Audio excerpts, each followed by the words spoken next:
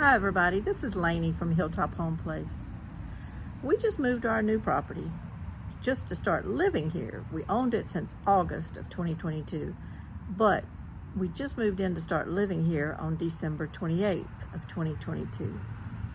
Today is February 28th of 2023, and I didn't really realize that the day I was making this video was the exact 2-month mark. It's not really that important about that, but it is kind of coincidental that I'm kind of reflecting today on that move.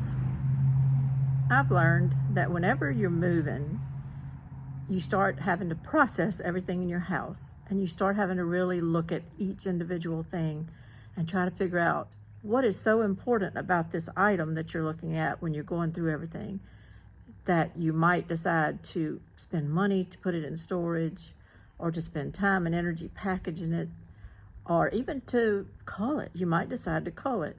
You might decide to put it in a garage sale and get rid of it. You might decide to donate it. But you're forced to pretty much look at every item in your house and make a decision about it. The only alternative is to look at absolutely nothing, box it all up, and bring it with you to your new home without really going through anything. But I feel like most people are like me. You don't want to pack and bring things you don't need anymore. You want to get rid of things, get rid of that baggage, start anew at a new place. And I know that's the way I was. I did not want to buy this new home and move into it and pay for storage for a lot of items I didn't need anymore. So I started going through things. And I did pretty good. You always, when you're actually putting up things after getting in your new house, you always think to yourself, God, I didn't realize I kept this much, because you feel like you get rid of stuff. You feel like you took a lot to donate. You feel like you donated a lot of things for garage sales for people or whatever.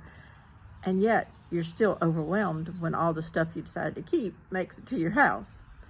But there were some things when I was moving that I looked at and I said, you don't need this. You don't need these things. Why are you keeping them anyway?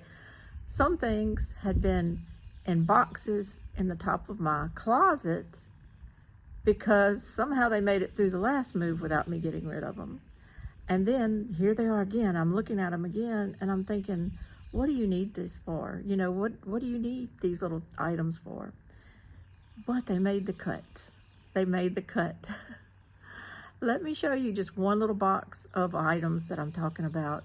And then I'm gonna go out to my shed and I'm gonna show you another little item that I'm talking about and how it fits in with another little item I'm talking about. And how sometimes things that aren't perfect, they don't fit in really with what you're doing, where you're going, you're decorating. Sometimes you want things kind of nice and new when you move into a new place. But there are things you just can't leave behind. They're not necessarily sentimental to your family. You don't even remember where they came from sometimes. But you just know that you need to hold on to them just a little bit more. Let me show you a few items that I found boxed up in the top of my closet and that I'm now putting to a new purpose. This box here was all kind of little items boxed up in one box in the top of my closet.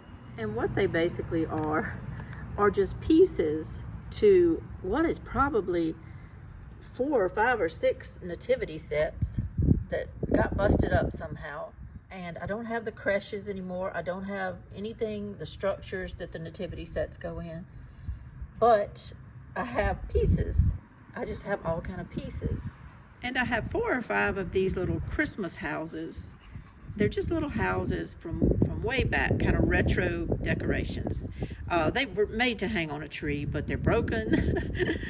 But they're just lovely. And I can tell you whose they were, not the name of the person, but a lady I went to church with, her mother had downsized and sold her house, and these were decorations that they had found among her mother's things. They remembered them from childhood, but they didn't want them anymore. And so they had put them in a garage sale. and they didn't sell in the garage sale. So she just called me one day and said, we have some little odds and ends things. If you want to come get them, just come get them. So I did, and these little houses, little just cheap decorations. See, they had tried to sell them for 25 cents and it didn't sell. But they ended up in my possession. And I ended up putting them, I guess at the time, I didn't go in my attic to put them with my Christmas stuff. So I ended up putting them with other things, and they got mixed up with all of these nativity figures.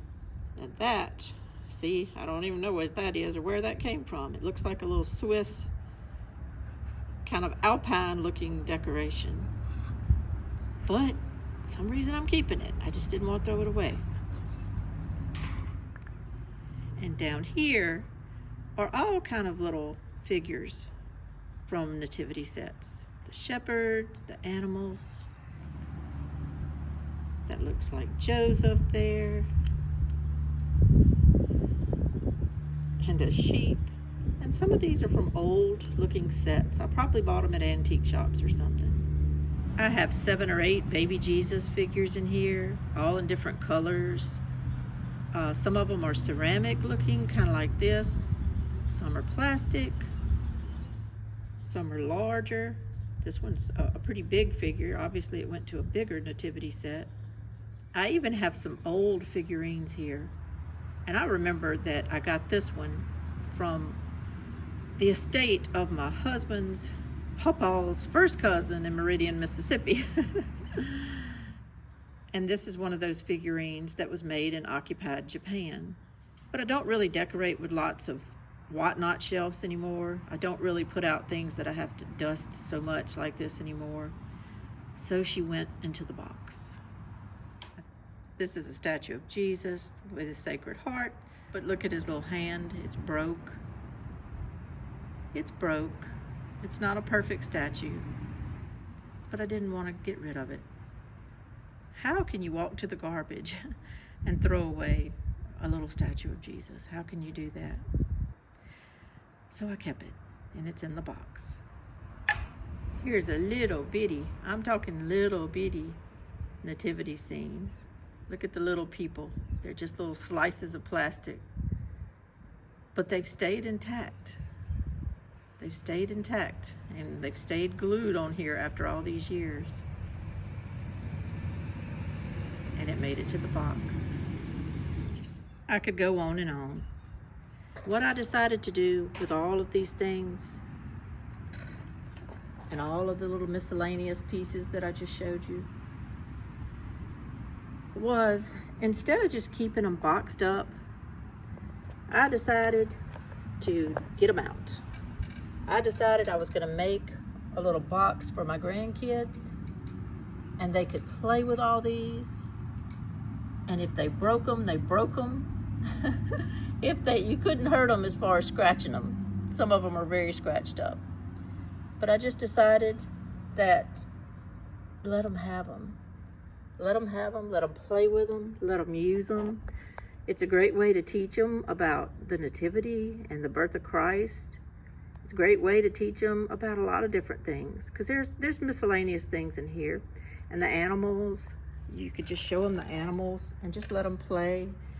And all these little Christmas houses, how cute those are. Just how cute. And they already have played with them, and already they've gravitated to those houses and loved them. I told my friend that I was going to do that and just put them in a box. And I said, I'm just going to let the grandkids have them. And whatever happens, happens. At least they'll get used, they'll get touched, they'll get loved on, they'll get played with. And then if something happens and I have to throw a piece away, then okay. But you know, it's better than sitting in a closet. It's better than nobody seeing them. They're kind of like my little Island of Misfit toys, except they're a little box of figurines. But they are not unimportant. Individually, they're very important. And individually, a lot can be learned from letting the kids play with those. They spent the night with us Saturday night, and I got that box out, and I put it on the den floor, and I just said, here y'all go. What do y'all think of all this? And the next thing you know, they were hugging baby Jesuses to their chest, and they were just enjoying those toys. And I was like, that's why I kept them. This is why I kept them. Let me show you a couple more things, and then I'll kind of tie in why I'm talking about this topic right now and not cooking or growing or doing anything like that. Just talking about where things fit in. Where things fit in. I had another statue.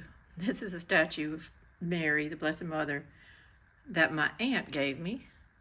She just knew I might like it.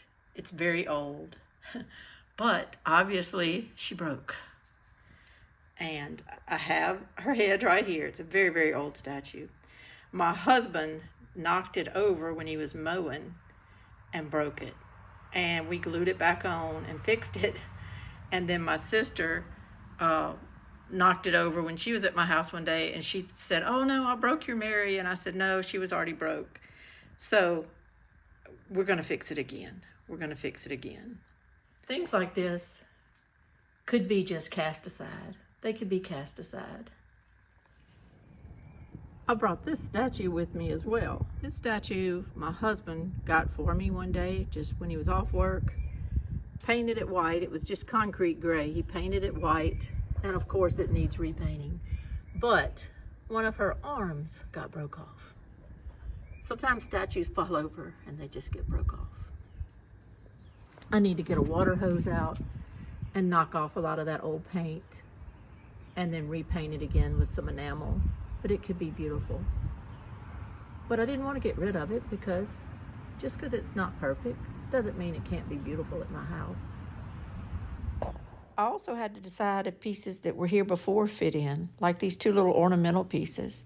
I'm going to use them as planters. They look great on my front porch, so I'm going to keep them. And this plaque that says "Faith Grows Daily," I put it in my sugar kettle, and I love it. And this is just a piece of concrete that used to be sunk in the ground, wrapped around a 4x4.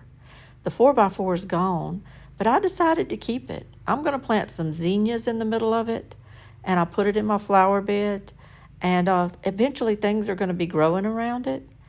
And I just decided, I'm going to make this fit into my yard somehow instead of just throwing it in a pile. I don't know. I'm trying to make something beautiful out of things that aren't necessarily beautiful. Even things like these little posts that I put behind my tomato or pole bean beds by my carport, they're just little pieces of scrap from around my house. But instead of being garbage, I'm trying to make them useful. I'm trying to take things and see, where do they fit in? Where can I make them fit in instead of just discarding them? That's kind of my goal with everything I'm looking at around my house and with my life. And I'll tell you why. I do cast aside a lot of things, but I try to look at each thing.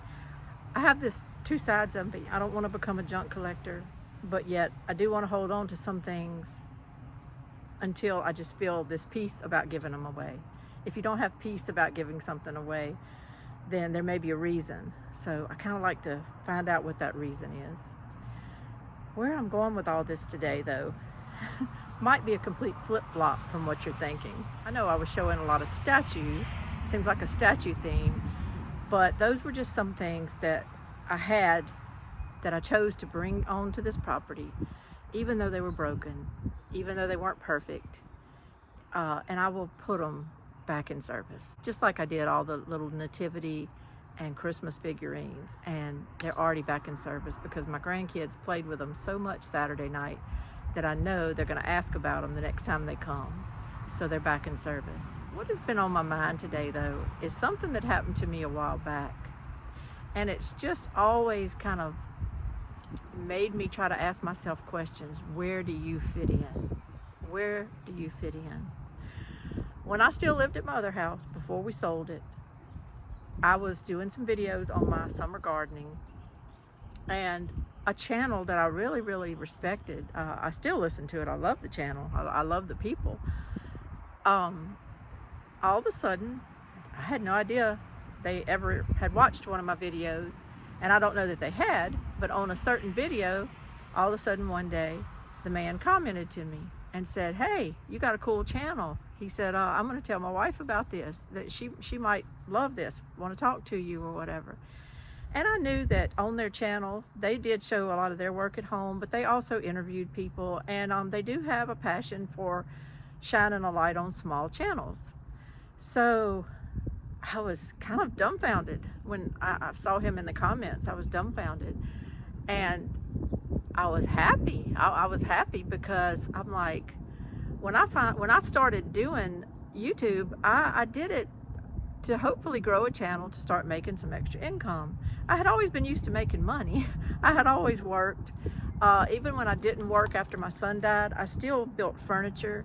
I still sold pieces of furniture that I built. I had a booth at an antique shop, but even on the side, I was building things for people. And I was staying useful, staying creative. I did lots of things sometimes all at once. I would work during the day and clean houses in the evening and do all kind of things like that. So I always had kind of stayed busy. And when I all of a sudden found myself at home taking care of my husband, which was keeping me busy, but as far as not being in a position where I could earn any type of money, that's when I decided to start my YouTube channel. It had been in the back of my mind for a while, so it wasn't a big stretch to start this channel. And we weren't needing the money per se. I wasn't doing it hoping I could hurry up and make some money. That wasn't why I was doing it. But I thought, well, if I'm going to be doing it, then hopefully I can grow it and get monetized and get on that track to making some money. That was my hope. And so when I saw his comment on my channel, I was like, this is it. This is my break. A bigger channel has noticed me. I felt like it was my time. It was my time, you know. I, naive as I was, had been doing my channel probably 4 or 5 months, and I thought, okay, I've put in my dues. I've paid my dues. I've been doing my channel long enough. I've paid my dues. It's finally paying off. It's finally paying off. And I was so completely honored that he had taken the time to watch one of my videos and had liked it enough to get excited enough to tell his wife about it. And I guess connect maybe his wife and I, because she interviews people on their channel too. So the waiting began. The waiting began. I have my email in my description of my videos, so I thought, well, they may email me. I thought they might comment again. I thought maybe the next video I put out, they were going to also have watched it and commented. And I'm not going to lie to you, nothing ever happened. Nothing ever happened. I did not get one more feedback, response, or comment from them ever again. Now, I don't think they meant a thing by it. I don't think it was intentional. I think they just are busy. They're busy. They source out lots of different people to interview. They have lots going on. And just trust me, I still follow them. I know how they roll. They are extremely workaholic, busy people. And so I think I probably just got lost in the shuffle. But what it personally did for me was it just put me in this little somersault position. It's like my stomach was somersaulting, because I thought I had been discovered, and I thought that, okay, now's my moment. How do I handle it? How do I handle it?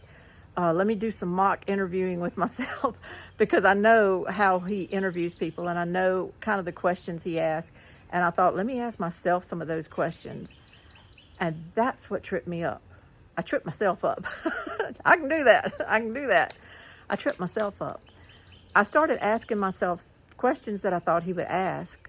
Questions: how did you get into homesteading? What are you doing every day to put systems in place to be more free to be homesteading and all? And I couldn't answer those questions sometimes. I couldn't answer them. Not because I'm in any way trying to be a homesteader and fake something out. That wasn't it. I have never sat here and claimed to be a homesteader. I'm just trying to get by each day. I'm trying to get by each day in my situation and in everything that we have to go through in life. I'm trying to get by each day. I don't really call myself a homesteader. That's why this channel is called Hilltop Home Place. I'm trying to build a home place, a home for our family, not just a place to kick off some money not just a place to raise animals. I don't have any except our dogs. It's a home place, and that has to mean to me whatever it means to me. I can't answer questions about homesteading. I can't answer questions about chickens. I don't have any. Goats, none. Cows, none. I don't have anything like that. I don't want it. I don't want it right now. I kind of feel the push sometimes to get into animals, and I don't want it right now. I'm barely treading water right now to find that peaceful niche that I want to find in this world. And right now, I don't want to rock that boat by adding tons and tons of stress onto my life of having to take care of animals and all that entails, life and death. I don't want life and death of animals on my back right now. I don't want their lives to depend on me, and I don't want to deal with their deaths right now. It's just not who I am. But I started asking myself all these questions, and then I started worrying, oh my God, what if he calls me? What if he emails me? What if he comments again and watches my videos again? And what if he wants an interview? Oh my God, and you go from being excited to freaking out all in a day. And I did that. I did that because I didn't think, after some serious consideration, Miss Laney, I decided and deemed myself not worthy to be interviewed by him. I deemed myself not good enough to be on a show that would be watched in the homesteading world, in the gardening world, the ranching world, the survival world, the prepping world. And I just deemed myself unworthy. And then I was hoping that I would never get a message from him, that he would never contact me, and that he would just forget about this channel that he stumbled on that day. Luckily, that came true. Luckily, that part, I guess, came true. But the whole scope of it was a lesson for me of how quickly we can doubt ourselves, how quickly we can decide that we don't fit in when others don't see us that way. When others don't see us that way. He did not see me that way when he watched my channel. And I wasn't doing an interview type video. I was just doing a here I am talking video. It was not one of my better ones, to be honest with you. It was not one of my better videos. It was kind of boring. And yet he saw something in me to at least make that comment. But I took that comment and I put it through the Laney spin cycle. And I regurgitated it out at the other end as, you're not good enough. What are you even doing on YouTube? You're not good enough. Have you all done that to yourself before? Have you all done that to yourself? Have you decided that you're not good enough for the world that you kind of want to be in? I love watching homesteading channels, gardening channels, and any kind of ranch. I love ag. I just, did a video the other day all about dairy farming. I love ag. I love anything to do with it. I'm not a rancher. I'm not a farmer, but I love it. And I'll support you, and I'll talk about it, and I'll visit you. But I simply let one inquiry by one person throw me into a loop that just put me in a very big position of doubting myself and wondering where it was that I fit in. Where did I fit in? Could I call my channel a homesteading channel? I didn't want to. And I never have. I look at that maybe as something completely different than what I'm doing. I'm not trying to make my whole living off of this property. I'm not even trying to make part of my living off of this property. I just can't. We can't. We cannot supplement with my time, labor, and energy and make enough money to get by. We just can't. I don't have that much energy in me right now. Because of his disability and all, we have the income that we have from the streams that we have, and that's all I'm really worried about right now. my energy and my time goes to taking care of everything around this house. But I have a side to me that loves creativity, loves gardening, loves talking about plants. I love planting things and starting seeds. I was at my counter last night up potting all kind of melons and tomatoes, and I love all that. So if I love that, I just want to transfer that to my videos. That's what my channel is. I don't know how you would categorize me.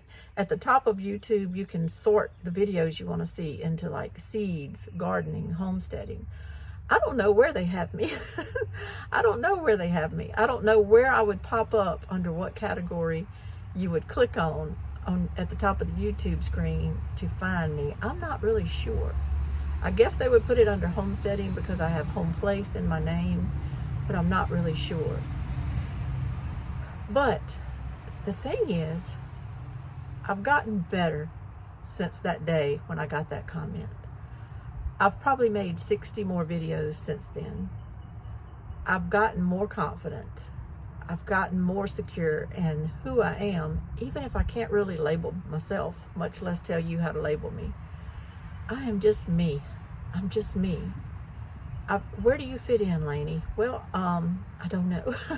But I fit in with people that get me, with people that just watch my videos and enjoy what I say, how I deliver it, how I edit it.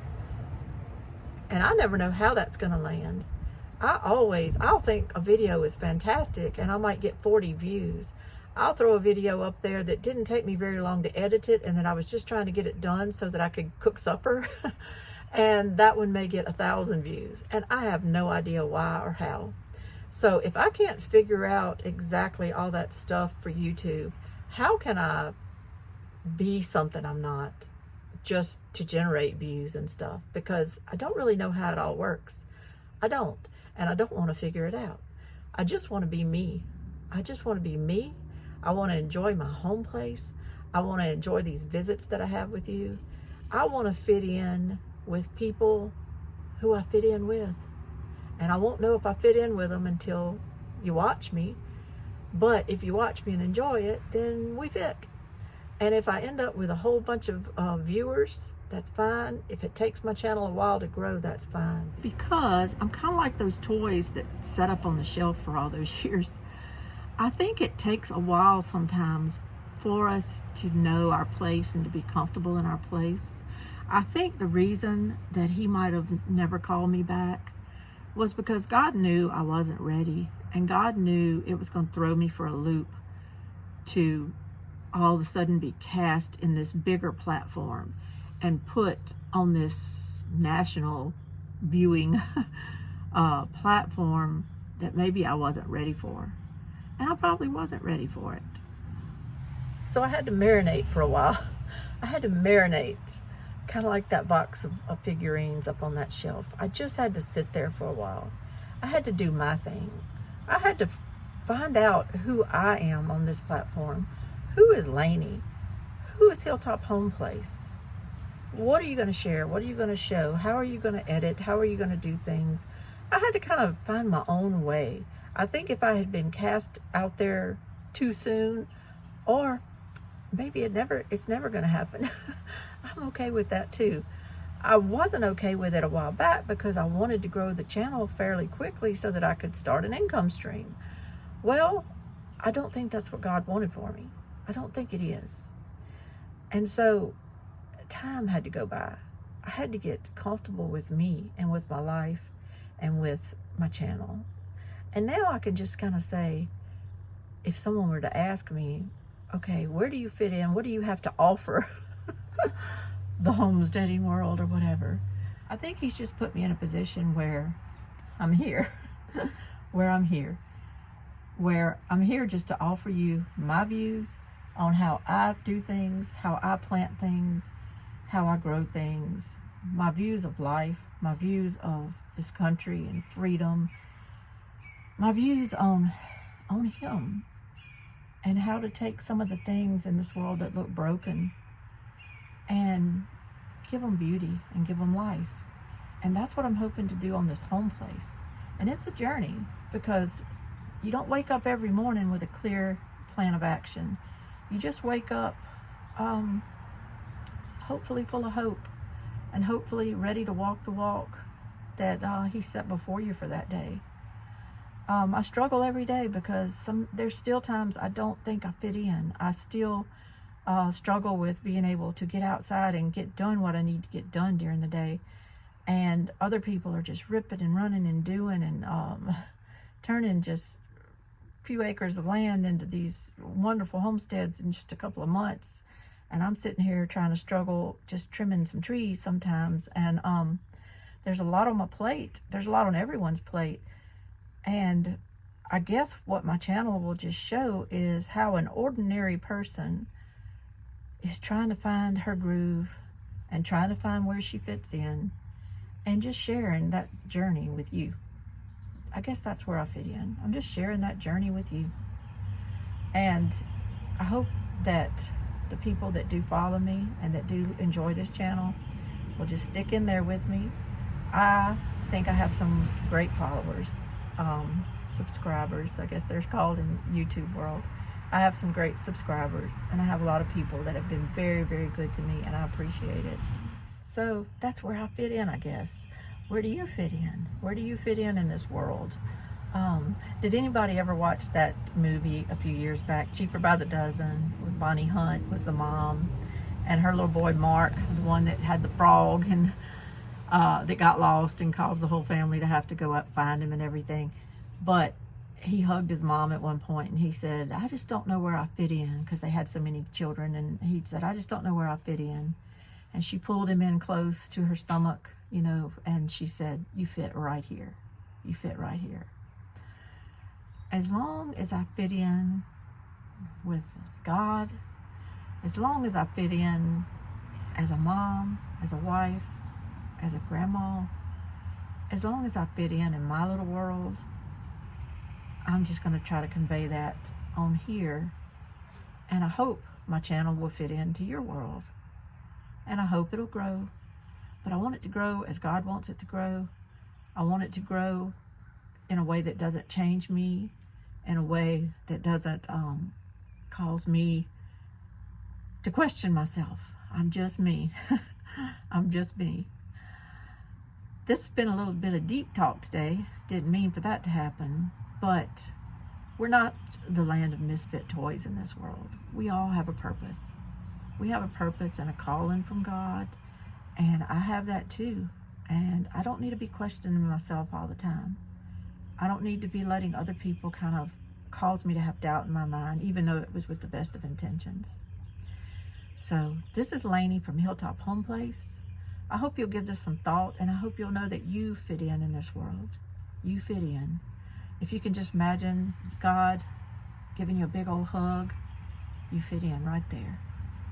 Thank y'all for joining me. I appreciate it so much. Y'all have a great day. Bye-bye.